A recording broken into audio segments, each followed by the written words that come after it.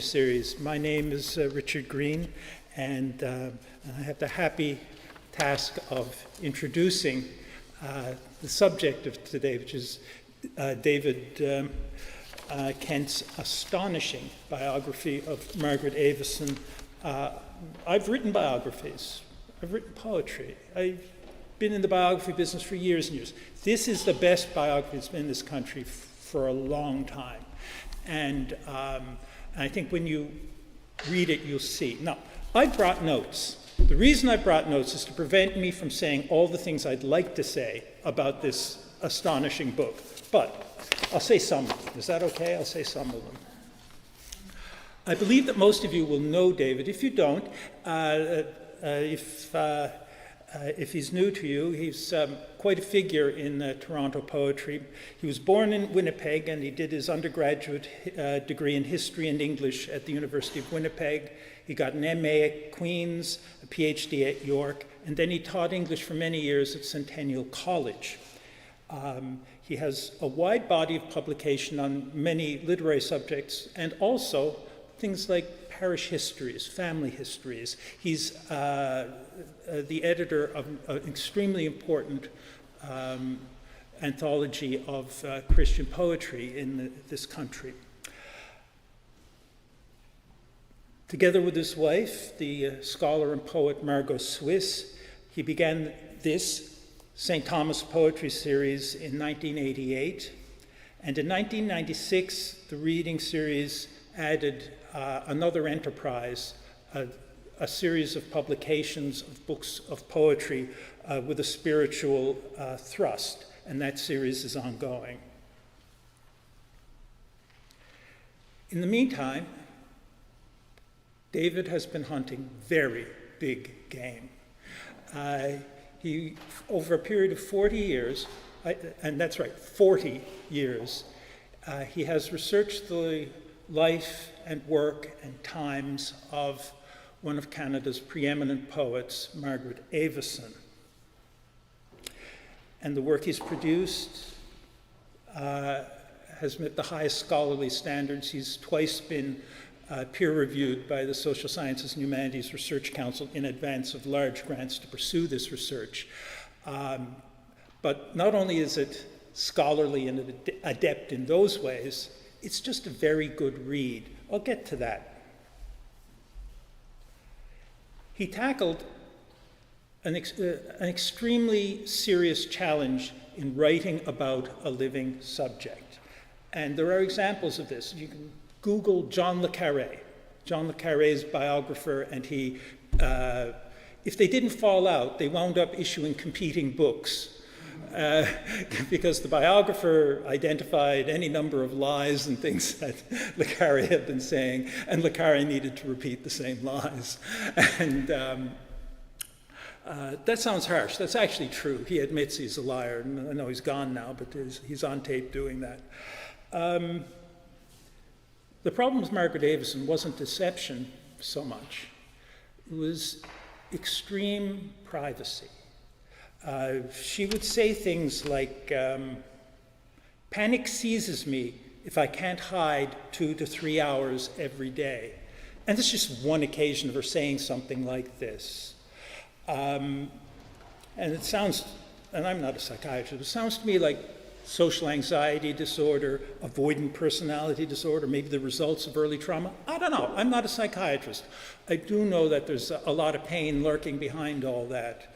Her mental health was poor, suicide attempts, eating disorders, sabotaged relationships and projects, and yet, she was able to excel to an extraordinary degree and lead a life of distinction. Nonetheless, it's not surprising that at a certain point she shut David down. Now, those of you who know David will immediately be aware that he is a perfect gentleman, very kind, compassionate, courteous, and for someone to find him to be a threat says nothing about David. Nonetheless, it happened, and she suggested they stay out of each other's knitting, And for years, until she passed away, David had to do other things.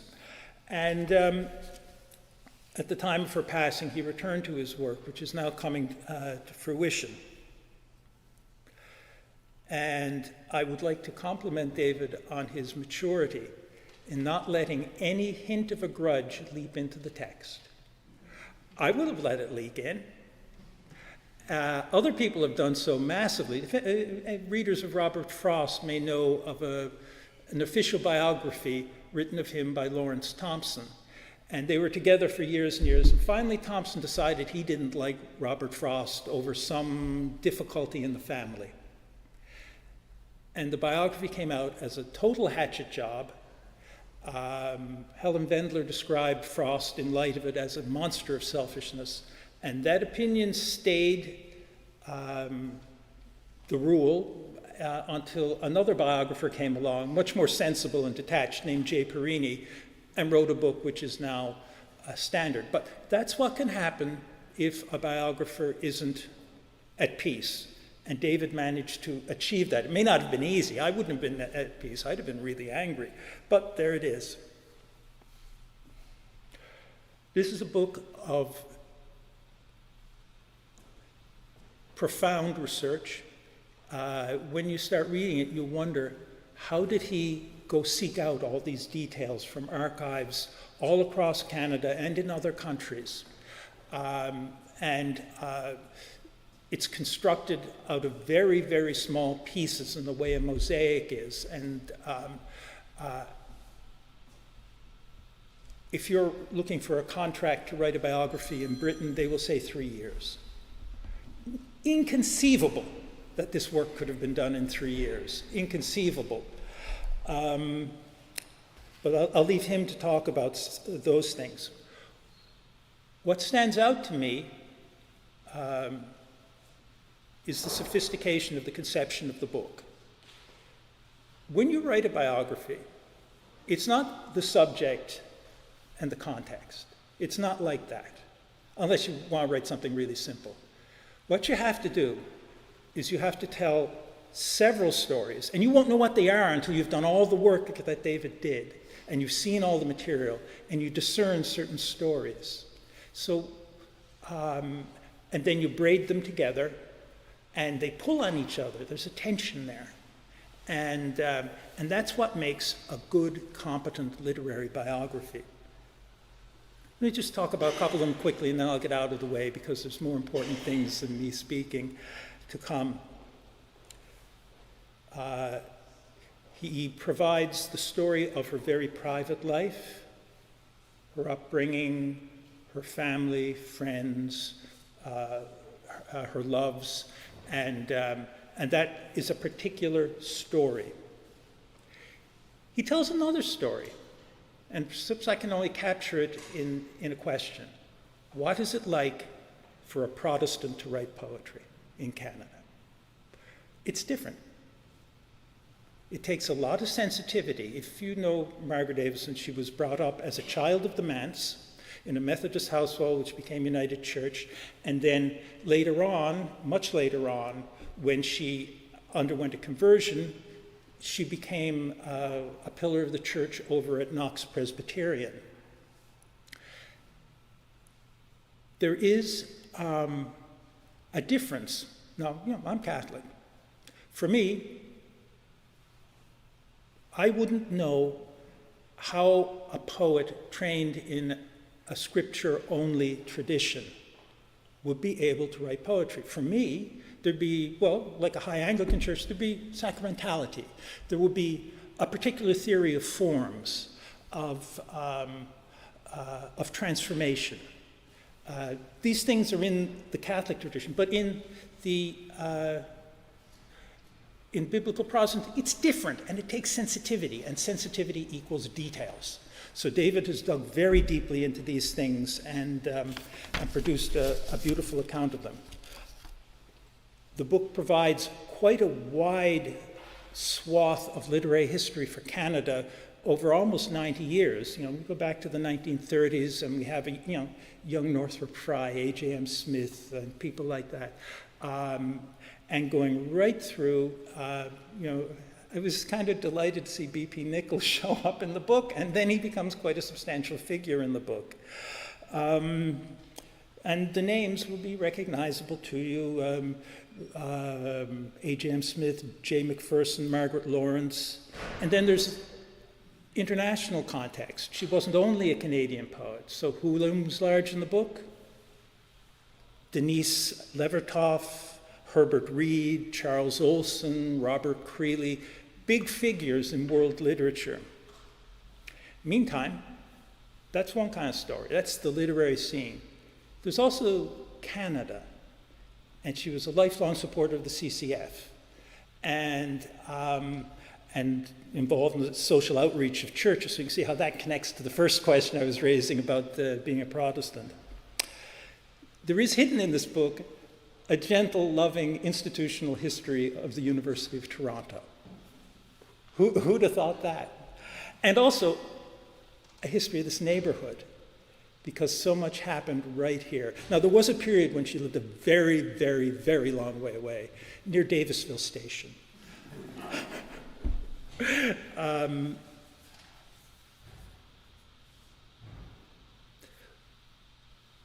But the combination, it's not that these things are done separately, they're done in a braid. And the book is tight, well-constructed, smart, perceptive, and it will be of use to people for many, many years. And with everything else, it's beautifully written. It's lucid, it's elegant, I read the whole 400 pages, and every reader finds a sentence they don't like. I couldn't find one. I couldn't even find a typo. He tells me they're there. I don't believe him. So it's my great honor to introduce Canada's best biographer, David Kent.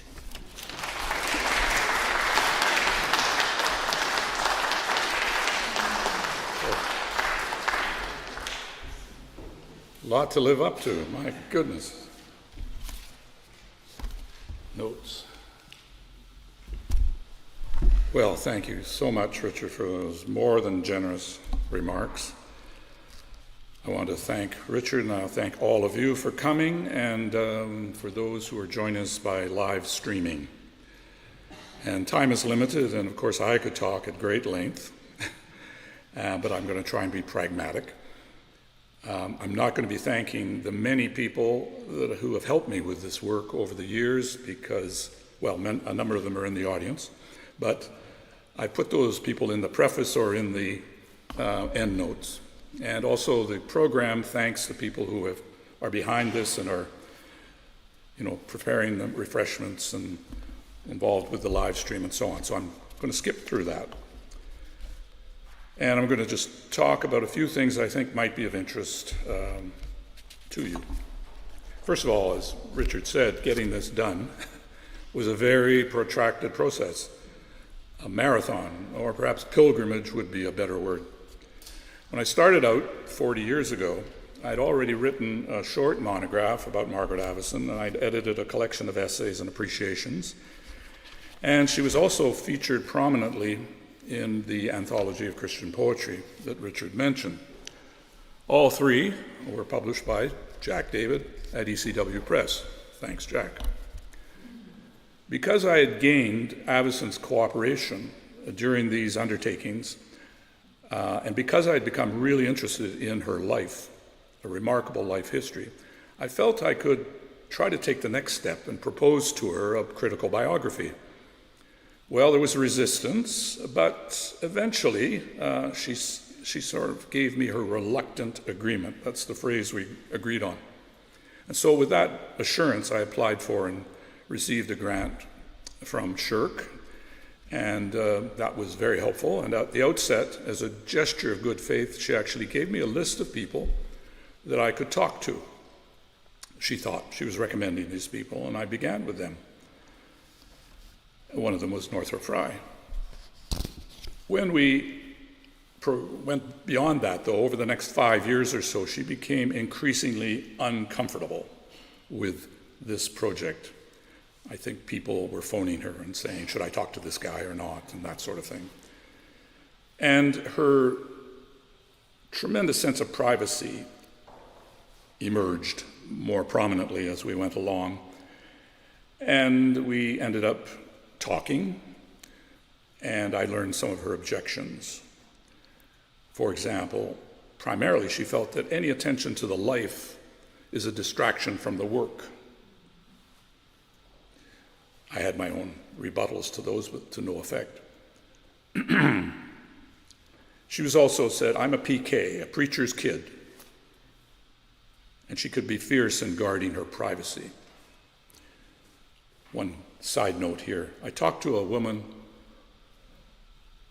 who attended Humberside United Church, and the first thing she said to me when I asked her about Margaret Avison was, oh, I remember Margaret. I remember seeing Margaret smoking a cigarette on Ardagh Avenue. And I thought, that's what you remember about Margaret? Well, that tells me something about surveillance of preachers' kids. Yeah. Anyway, I applied for and got another grant a few years later, around 1990, but I hadn't really told her about that one. And when she discovered it, she decided that would be a good, a convenient pretext to break off our relations. She first told me of, quote, the distress a private person feels at being treated as public property. She went on to request that I make clear to anyone I wish to speak to that the project was entirely my undertaking and no one should feel obliged to cooperate for her sake. The second of two letters on this subject, and this was February 1991, ended this way, and you referred to this. We will not agree on the genre issue, I know, and we must at this point simply agree to disagree and keep out of each other's knitting. Well, she also secured my agreement that I would publish nothing while she was still alive. So I deferred to her wishes and scaled back my work. And 17 years later, after her death in 2007, I approached her literary executor, Joan Eichner. We had to talk through this complicated situation because she had another understanding of me. And I was able to show her correspondence and things like that to try to prove my legitimacy.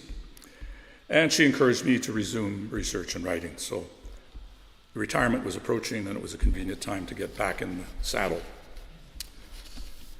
Now, for those of you familiar with Avison's life, or unfamiliar, I should say, I provided a chronology in the pamphlet or the program, because beyond some general knowledge about her that usually appeared in write-ups, in anthologies and so on, her experience is largely unknown to most people.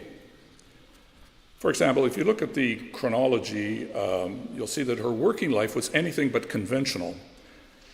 For the 45 years after she graduated from Victoria College in 1940, she held, I would say at least, probably more than half a dozen temporary positions, including 4 years as a librarian and information officer at the Canadian Institute of International Affairs, 7 years working for the Order Department in the University of Toronto Library, 2 years as a sessional lecturer in English at Scarborough College, preceded by 3 years of graduate study, 4 years as a worker in Evangel Hall Mission on Queen Street West, and later 5 years in the CBC archives, and finally 6 years in the office of the Mustard Seed Mission. She filled in the gaps with untold numbers of jobs as a copy editor. She ghost-wrote a biography, she acted as a research assistant to Collard scholar Kathleen Coburn, and she spent 1 year as a nanny to 4 children. She received a Guggenheim grant for 1956-57, and in 1972-73 she was the first writer in residence at what was then called the University of Western Ontario. Throughout this highly unpredictable working life, she would not allow a conventional career to interfere with her vocation of writing, and she stubbornly refused to consider personal security. Now, about the biography, how did I gather information? Well, personal interviews were an important part. In fact, I interviewed Avison twice myself, and I kept notes of all our conversations, many of them on the telephone. I also read a lot of committee minutes from the churches she was associated with, as well as the minutes from the Institute for International Relations. I used her autobiography, which I think I prodded her into writing, but that's part of volume 2. I used it, but with a certain caution, because some things were left out, some things were included, odd things were included. I mean, going skinny dipping with A.G.M. Smith, why would you put that in?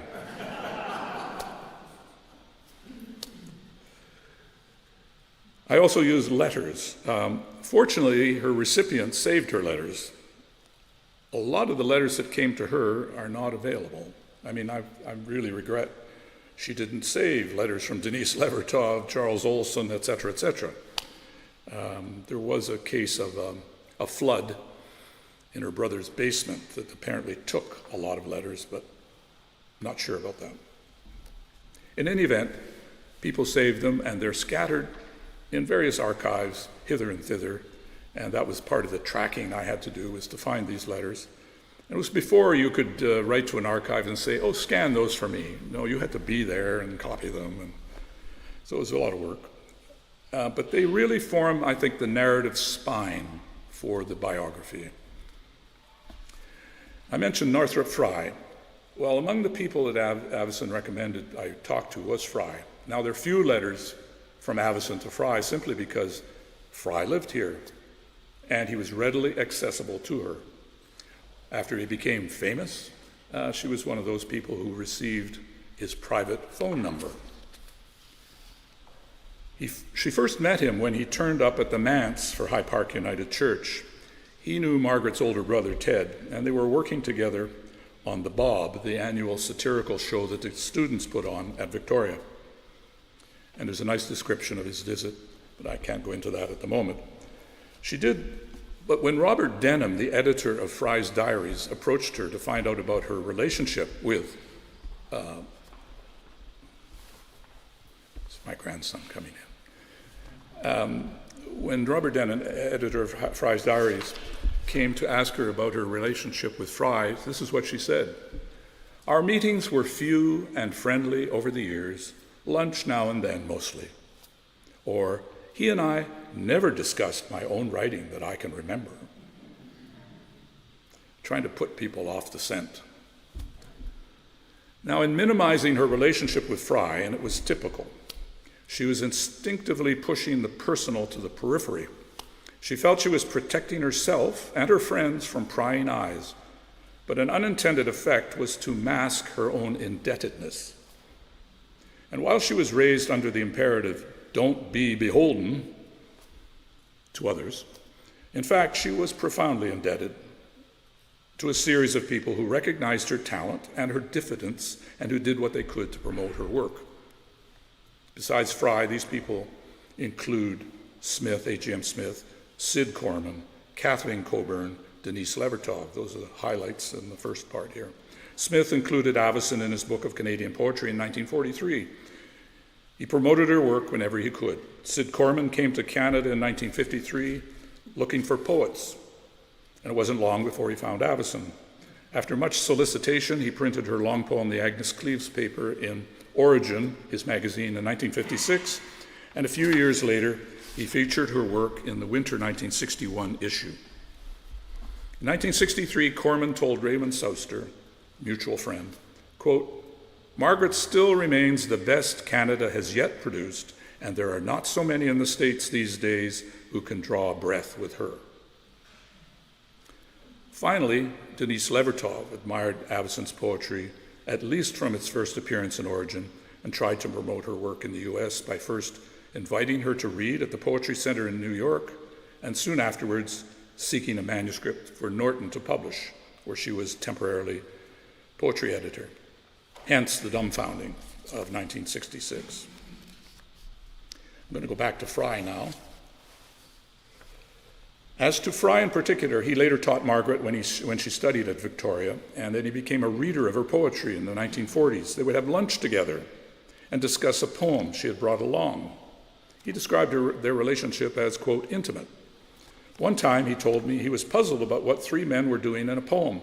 She responded, "Neither do I, that's your job." As literary editor of the Canadian Forum, he encouraged her contributions, either book reviews or poems. She spent the fall and winter in Chicago, 56, 57, and Fry was one of the referees for the Guggenheim. A couple of years later, he was on the Governor General's Award Committee that gave her the award for Winter Sun. A few years after that, he was on the committee for her PhD oral examination at Toronto. In short, he was a very important figure in her life, though when she was asked about any geniuses she had known in her life, he was not one of them. The two people she identified were Eleanor Graham and Harold Innis.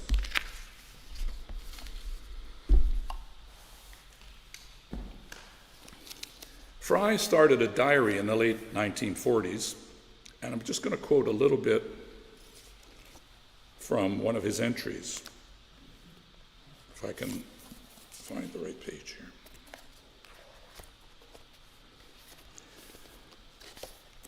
So this is probably January 1949. I feel that there is very little intimacy between us now. I made the mistake with her of allowing her to make me into an animus figure. That in itself isn't a mistake, but it's a transference that a real friend should mature and dissolve. I never did that, but tried to act like an animus. I talked to her as a woman dances, trying to sense her lead and articulate it. It worked well for a while, but it stereotyped me, and she gradually realized the physical male object before her and declared her love for it. As that is only deadlock, and I had no further animus resources, the dance is over, and we're standing around, both facing the orchestra and not each other, patting our hands nervously to signify our approval of what had been done. Another passage from a time very close to that. It's rather more serious. But Margaret is relaxing her hold, not only on me, but on life itself. She's dying, and she's moving toward death with a fascinated sleepwalker's gaze, brushing aside everything that gets in her way. Guggenheim fellowships and offers of help in everything from jobs to mere food and shelter. The experience of death is about all that seems deeply to interest her. I described her to Margaret Newton as a conscientious objector to life, and while that goes too far, it indicates something of her current attitude. The attitude, I suppose, is partly opposed, but so are all attitudes, and the trouble with any attitude is that it tends to sharpen itself into the entering wedge of activity. I'll skip just to the end here. I'm bored with having my friends die, however, and I wish that Margaret would come live with us and eat steaks and let herself grow fat and stupid and contented.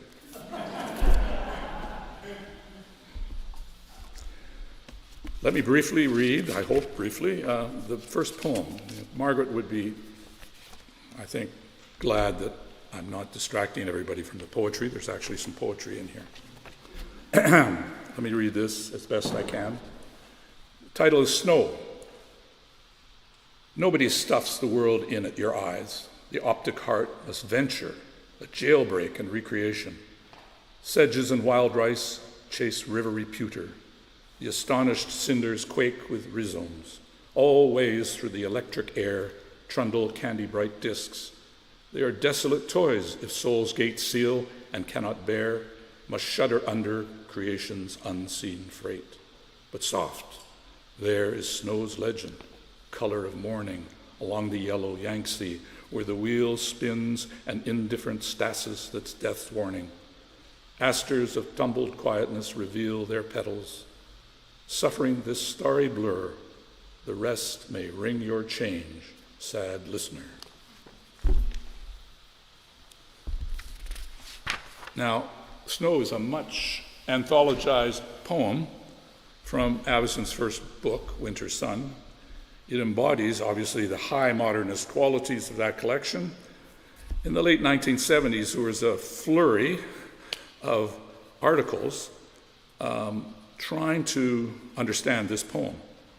It's difficult, it's dense, But all the readings necessarily explored the internal dynamics of the poem, especially the patterns of imagery, but nothing was really known about the date or circumstances of its composition. However, among the few letters Avison ever wrote to Fry, one dates from January 1957 in Chicago, and in it were 3 drafts of this poem.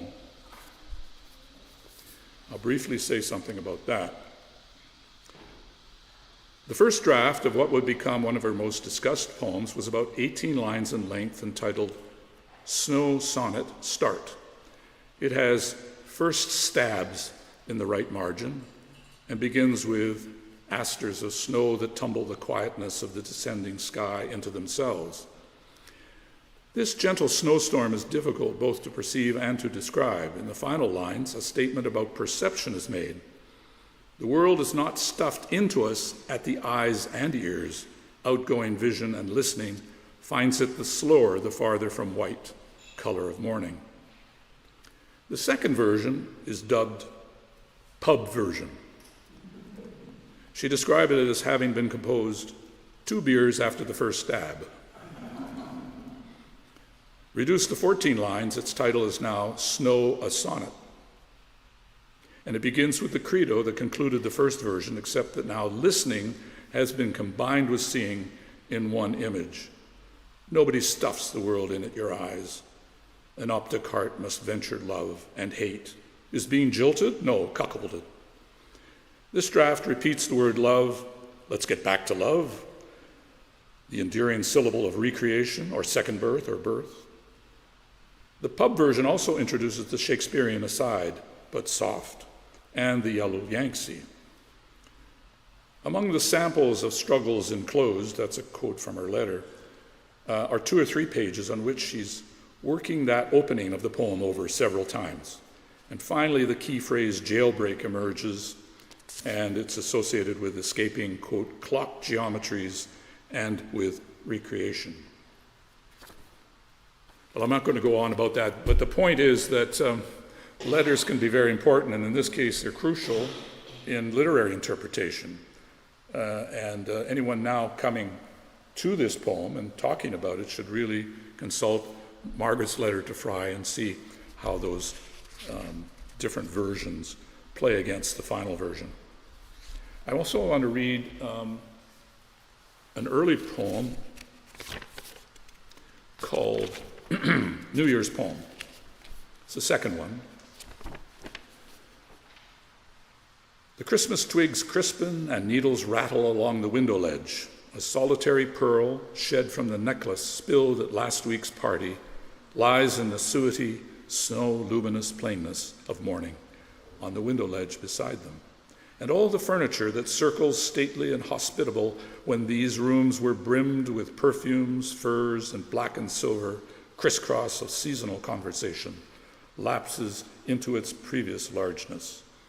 I remember Anne's rose-sweet gravity in the stiff grave where cold so little can contain. I mark the queer, delightful skull and crossbones, starlings and sparrows left, taking the crust, and the long loop of winter wind, smoothing its arc from dark Arcturus down to the bricked corner of the drifted courtyard and the still window ledge.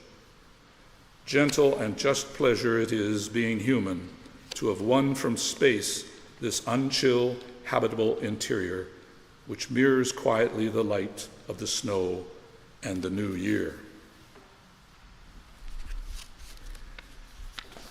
We know this poem was written around 1942 because one of her college friends had a diary and recorded that information and also said that it had received Fry's commendation. I'll just read a tiny bit about that poem. This poem, Stan Dragland later described as being, quote, part of the permanent lining of my mind. Its serene voice is assured and confident. The initial focus is on the remnant of a recent Christmas party lying on a window ledge, this solitary pearl. The poet situates us at a transition point between human and natural, and of past and future. The perspective is both immediate and cosmic. Outside are the birds, feeding on crusts, when the wind comes sweeping down from the heavens, brilliantly conveyed by alliteration and powerful assonance, and the long loop of winter wind smoothing its arc from dark Arcturus down to the bricked corner of the drifted courtyard and the still window ledge. Inside are memories of the happy social occasion that marked Christmas.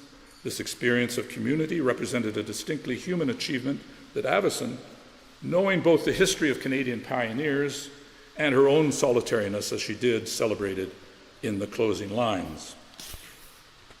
The pearl is an apt emblem of the poem's theme about the harmony of human and natural, just as the skull and crossbones of bird tracks on the ledge, with its suggestion of mortality, are matched by the crisscross of seasonal conversation at the party. The new year, nevertheless, dawns with promise. A brief footnote, Avison met Stan Dragland and Don Mackay and a host of other younger writers when she was the first writer-in-residence at Western in 72-73. Here's something Stan said about Margaret relating to others. Quote, "She poured her whole self into the most casual exchange. I have never known a person who gave so much of herself to everyone she met." Dragland would play a very important role in editing several of Avison's later works, including Concrete and Wild Carrot, Momentary Dark, and the posthumous Listening Last Poems. In these and in the 3-volume collected poems, Always Now, 2002, 3, and 4, as well as the autobiography, he worked closely with Joan Eichner. So there's much more indebtedness ahead. As I'm wandering into volume 2, I'm going to retreat and just quote Don Mackay on his response when Avison came to Western. He says, "Had, say, T.S. Eliot come to Western as writer-in-residence, I would not have been more in awe. Back in the early 60s, when I was an undergraduate, Winter's Son had been on the honors English curriculum, along with Yeats, Eliot, and Pound. And to my mind, her vision rivaled those of the great modernists."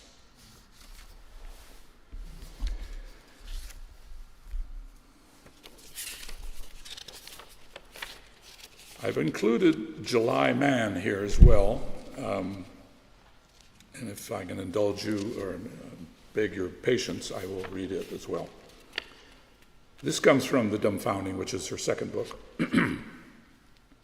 Old rain-wrinkled, time-soiled, city-wise mourning man, whose weeping is for the dust of elm flowers and the hurting motes of time, rotted with rotting grape, sweet with the fumes, puzzled for good by fermented potato peel out of the vat of the times, turned out and left in this grass patch, this city gardener's place, under the buzzing populace, square shadows and the green shadows of elm and ginkgo and lime, planted for Sunday strollers and summer evening families, and for those bird cranks with breadcrumbs and crumpled umbrellas who come while the dew is wet on the park, and beauty is fan-tailed, gray and dove-gray, folding in from the white fury of day. In the sound of the fountain, you rest at the cinder rim on your bench.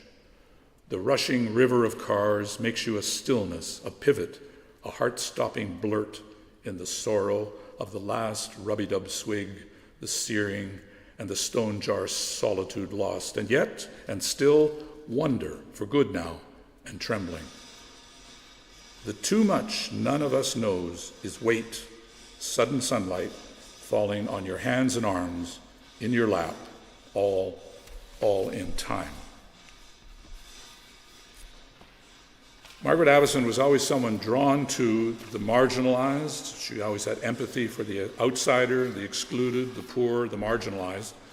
As a teenager, she was deeply affected by the appearance of starving men at the door of the manse, and she later believed that her anorexia nervosa was linked to that experience.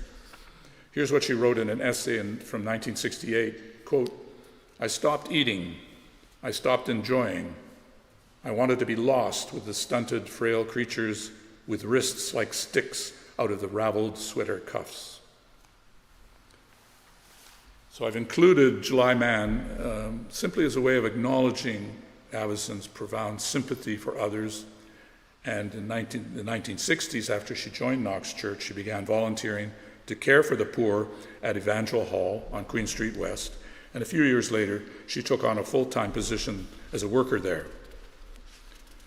Now, she did have several friends who had actually become social workers, but she never thought of herself that way and was angry when mistakenly described as one. I'm now going to turn to what she would regard as the pivotal experience in her life, her conversion experience of 1963. It occurs a few months before her 45th birthday, and so it neatly bisects her life. When she confessed to a problem in securing her faith, Reverend William Fitch at Knox Church said, "Go home and read the Gospel of John daily." She did. And here's what she says in her autobiography. "I am here and not there." Early on the morning of January 4th, 1963, dressed for work as usual, I read on, quote, "You believe in God, believe also in me." I did believe in God. Whoever had spoken the me, it was not visual, but not a mere feeling. That person was impingingly present before me. Not even questioning this strange visitation, I spoke. "If I believe in you, you will take over. I'll believe, but don't take the poetry. It's all I got left." An ancient poet describes the confrontation, quote, "Put me in remembrance, let us contend together, state your case," Isaiah 43. It infuriated me to feel that my case was weakened and about to crumble. Finally, I hurled the Bible across the room and said, "Okay, take the poetry too." I think I expected to lose my identity then, but what happened was odd. On the cleared desktop, what looked like iron filings appeared, all joggled about, until they began to rearrange themselves in a design, angles, arcs, curving lines. After a few moments, the desk with its plain, old surface again, cluttered with papers. With a glance at my watch, I firmly stood up, collected coat and bag, and left for my daily assignment, resolutely blanking out the morning's events. But the new direction declared itself bit by bit. My five senses were noticeably quickened, creative ideas abounded. I appreciated friends afresh, but to my surprise, I found I could side with an unpopular spokesman, if necessary. In fact, a new design had come into my life, like that iron filing display taking shape on the desk. Now, of course, over the last half of her life, Avison would often repeat this description as a way of embracing or of witnessing to her embracing of the faith. And I would suggest that when you're leaving the church or hall today, you look down Washington Avenue, which is the street that runs from the church over to Spadina. Avison lived in rooms on Washington Avenue a couple of times between the late 1940s and 1963. In fact, in 1963, when she described this experience, she was in number 2, which is the very first building on the right as you look west. And that's where this conversion experience occurred. So as Richard was saying, this neighborhood is haunted by Margaret Avison in a way. Now, the church she ended up going to is 5 minutes away, 3 blocks south of Washington on Spadina at Harvard, Knox Presbyterian Church. She attended there for 40 years. I'm getting closer to the end. Throughout her life, Avison never stopped reading. She was always in search of new poetic voices. While she was a graduate student, she worked at a carrel in the lower levels of the university library. Here she met a young poet, B.P. Nichol, then working to shelve books in the stacks. She enjoyed the experimental poetry Nichol and Bill Bissett were writing and often wrote letters of support for them in applications for funding to the Canada Council. She also contributed poems to their publication, and she tried to adopt some of their stylistic features as well. Another emerging poet at this time was George Bowring, who met Avison during her visit in 1963 to Vancouver when she was one of the participants in the Vancouver Poetry Conference. Warren Tallman had brought together a host of avant-garde poets, all of whom, except Margaret, were American. She knew several of them from their visits to read in Toronto, such as Charles Olson, Denise Levertov, and Robert Creeley. Bowring held her in the highest esteem, and he soon began an almost 40-year correspondence with her in the later 1960s, not long after he read with her and with Irving Layton in Windsor, Ontario. Now, Avison and Layton had a kind of checkered relationship, especially because of her review of his first book. And she was often very defensive about this later and wished I would never mention it, but I'm sorry, I have to mention it. His first book was Here and Now, and she published a review of it in the Canadian Forum. She writes, "Perhaps under the guise of poetry, many people feel freer to speak with naked honesty. But although poetry may be the vehicle for honest statement, the writing of poetry is not just a matter of fitting an impersonal guise over the naked conviction, emotion, vision. Mr. Layton's statements are not really poetry."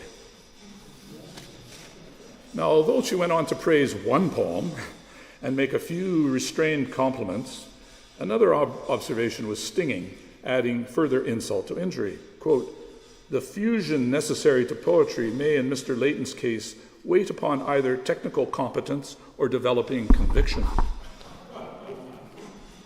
Layton's rapid response in the next issue of the Forum was indignant. "So I'm honest but not beautiful. What can be more final than to tell someone who's just published a volume of poems that he's not a poet?" That's an interesting quarrel that went on there. Anyway, that's in the background of Bowring's poem, which he wrote and contributed to the centenary journal that I was putting together to mark her centenary in 2018. And this brings in B.P. Nicol as well, and that's why I think it's interesting this is the penultimate example. The Weight by George Bowring. B.P. worked in the basement of the U of T library, the weight of all those volumes above him, with Margaret Avison beside him. She carried all those books happily inside her spirit, a poet from the word go, a vision by Barry's ear. She was famous in Boston and Tokyo, and unknown in her icy hometown by the lake. She took on Nicol, took on Jesus, took on Sima Holt. Don't bother looking that up. A brash, not so young Canadian writer called her the country's best poet, living or elsewhere. In 1963, at the University of British Columbia, she sat with all the hip US poets who'd read her in Origin. Look that up. She had to leave early, her father dying. The US poets later wrote her out of history. "Catch me if you can," she said to Jesus, and he could, and he did, but she wrote better poems. In Windsor, she sat on the stage with Irving Layton and me. Irving thought she was light and amusing and a plain woman. Imagine, if she'd been of a different mind, she could have scimitarred his neck with a poem. I would have fallen to my peaceful knees and offered up a prayer for her Blakean soul high there above the Tower of Books. I'm going to close, well, I have one other thing to say. Like all the books in the St. Thomas Poetry series, the biography is produced by Coach House Books, and that's just next door to the church at the back of the property, over there. If you go to the laneway behind Coach House, you will find it's called B.P. Nicol Lane. And if you look in the concrete in the laneway, you'll find a concrete poem, literally, by B.P. Nicol. And it says, a lake, a lane, a line, alone. You might be curious to look at it. I'm going to close, because I've talked too long, I'm going to close with my visit to interview John Frederick Nims in Chicago in 1991. Briefly, in 1945, Nims, having just completed his PhD at the University of Chicago, came to Toronto's St. Michael's College as a sessional instructor. His sister Frances was already teaching medieval literature at St. Mike's. As Avison recalled, Morley Callahan, quote, tried to pair her up with Nims. Nims thought he had met Avison and Fry when they attended a poetry reading by Carl Shapiro early in November. It was not long before Avison and Nims were seeing one another. Only a few anecdotes remain about what occurred between them over the next 6 months. Once term ended in April 1946, Nims returned to the U.S. and soon settled into a lengthy and distinguished academic career. He got married and had a family, published several volumes of poetry, edited anthologies, translated the poems of St. John of the Cross, and was editor of Poetry Chicago. What conveys some of the nuances of their relationship are the 15 remarkable letters Avison wrote to Nims in the 12 months after his departure, all of which he eventually gave to the Lilly Library at Indiana University. I read these letters carefully, and many others, before meeting him. When I did ask him questions, of course, however, he managed to avoid answering. He simply said, well, that it all happened too long ago and he couldn't recall much, though he did provide a few amusing, harmless anecdotes. I concluded that he was protecting Margaret from the prying biographer's eyes. I was really glad to meet him, though. He was a very interesting, dynamic person, and it was very helpful to know him. Fast forward to the early 2000s, when I was in the Avison papers at the University of Manitoba. Well, why she gave her papers to Manitoba is a whole other question, which I won't discuss right now, but here she was. Here were her letters, and here was a letter from Nims. He'd written her the day after I was seeing him. And they hadn't been in touch all that much. I mean, they did have a kind of irregular correspondence over a long time. Dear Margaret, this is May 7th, 1991, a voice from long ago which you don't have to listen to unless you want to. I've been thinking about you last evening and this morning because David Kent came over yesterday, mostly to talk about you and what I remembered of Toronto 45 years ago. 45 years? Is that possible, or just one of the tricks of time? Anyway, you have a devoted admirer in him, and your literary reputation should be safe in his hands. He gave me a new little book he'd done about you, but I haven't yet had a chance to look at it. And I'm going to skip ahead. I thought I had destroyed any letters of yours that you would want me to destroy, but he seems to have read the surviving ones at Indiana with great care and had a lot of questions about them. Questions, I'm afraid, I never answered to his satisfaction. I don't remember was probably my most frequent reply. But I did want you to know that thinking back about that Toronto winter and spring brought back memories very rich and moving. That was no ordinary winter. If I write any more of this sort, and I'll try not to burn this letter, or learn this better. They like to switch words around. I do remember much more than David will ever be told. And feel sort of blessed and happy in remembering. But I'm rambling. Just wanted to try to give you an idea of how we talked and to let you know that he learned nothing personal or intimate from me. He was nice, not pushy, just trying to be a good biographer. Thank you.